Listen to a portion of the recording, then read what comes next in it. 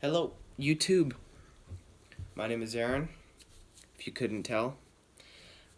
Um, so I had this brilliant idea to make a video on marijuana and Christianity.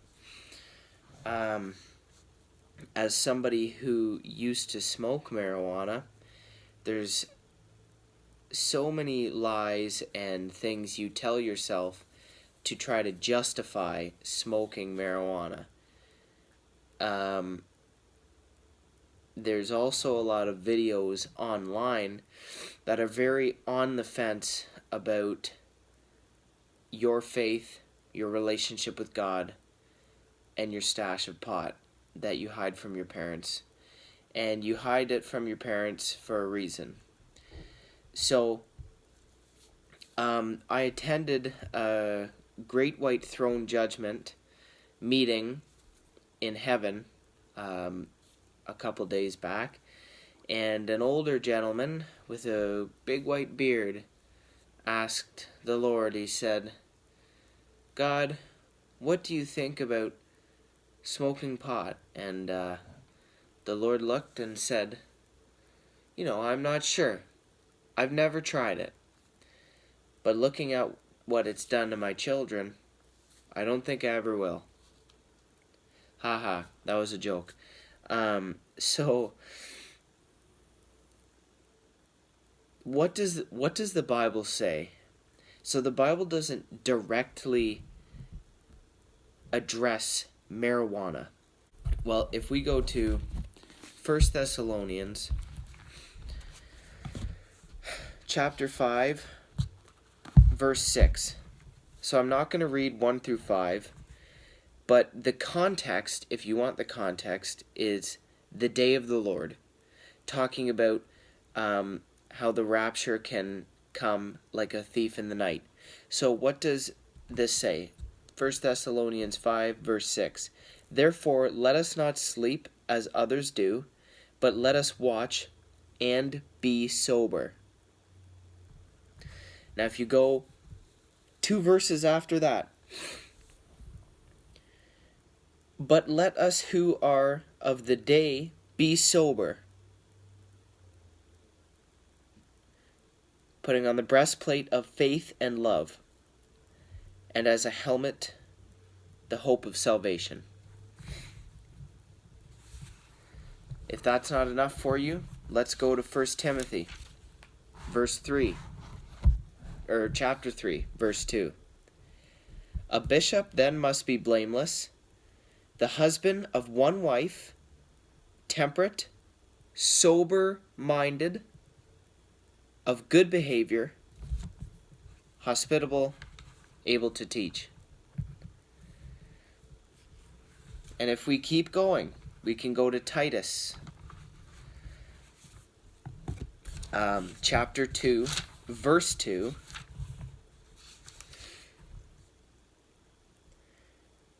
"That the older men be sober, reverent, temperate, sound in faith, in love, in patience."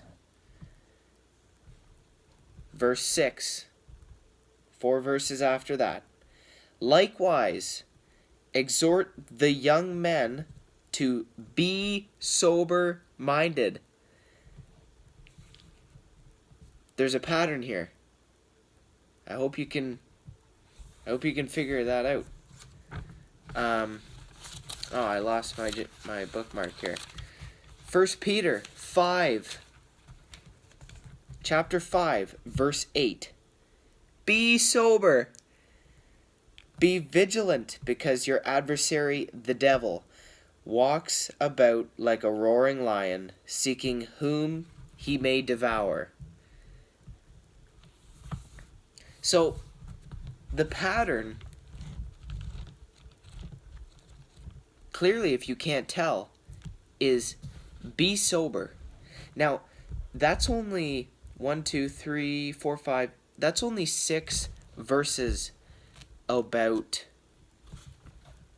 being sober in the Bible.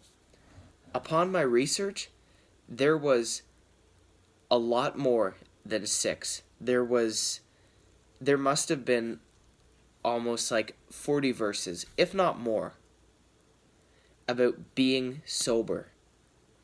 And the Bible is saying this and repeating it so much because we get so foggy minded. Not only are we all distracted by our daily lives, we go to work at a factory and then we spend the money on from the factory to buy a car. The car drives us to the factory. Meanwhile, the factory is producing pollution. The car is producing pollution.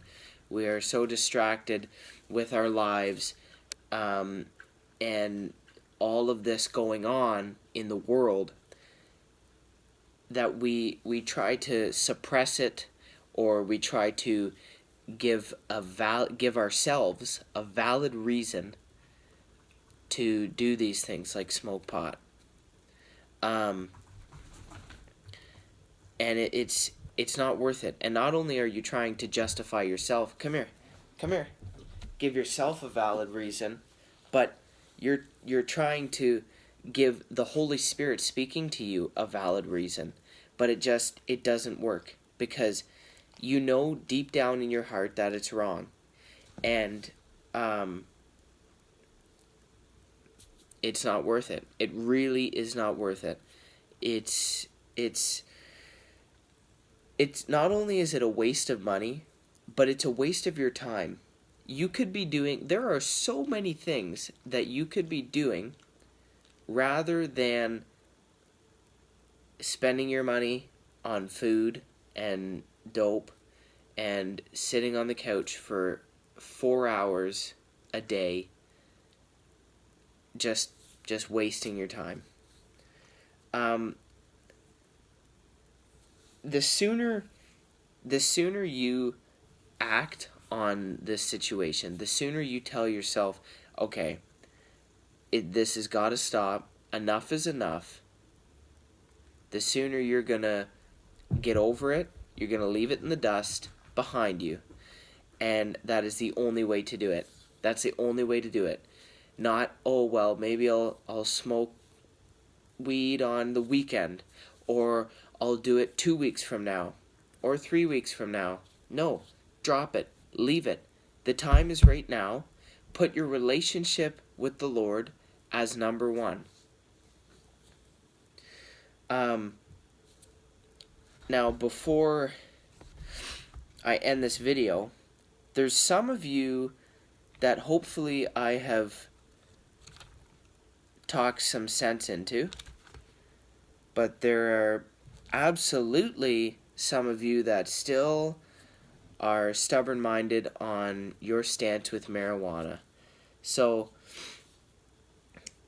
here's the last verse that I have to read to you, is Psalm 14, verse 2.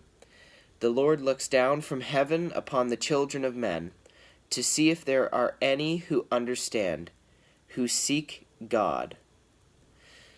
And that psalm is titled Folly of the Godless and God's Final Triumph. So if you don't know what folly is, in a nutshell, it's foolishness. So if you still think that it's okay to smoke weed, which it isn't, it's not, it's a distraction from the devil. If you still think it's okay, how about the next time you're going to smoke weed, you think about that.